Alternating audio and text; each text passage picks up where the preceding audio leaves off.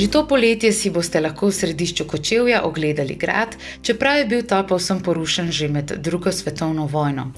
Podjetniški inkubator Kočevje in ljubljansko podjetje CTRL Art sta skupnimi močmi razvila aplikacijo Traveler Slovenija, s pomočjo katere se boste lahko sprehajali po središču Kočevja in si z dodanimi vizualnimi in zvočnimi efekti ogledali tudi kočevski grad v 3D obliki.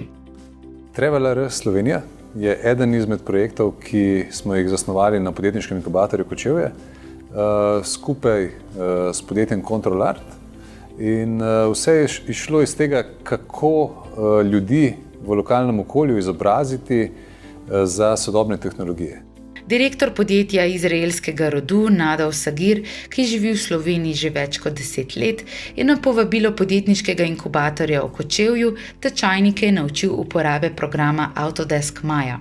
Ta se uporablja za 3D modeliranje, skupaj pa so obudili že zdavnaj porušen kočevski grad.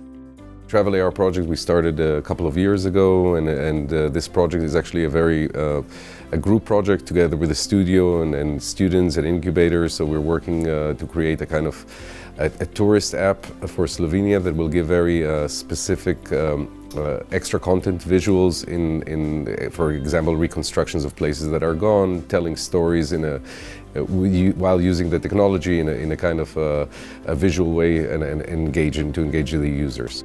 Tečajniki so na projektu Traveler spoznavali tehnologijo obogatene resničnosti, ki bo postala del vsakdanje izkušnje. Tudi za potrebe japonske Skave, ki je v Kočevju odprla novo tovarno robotov.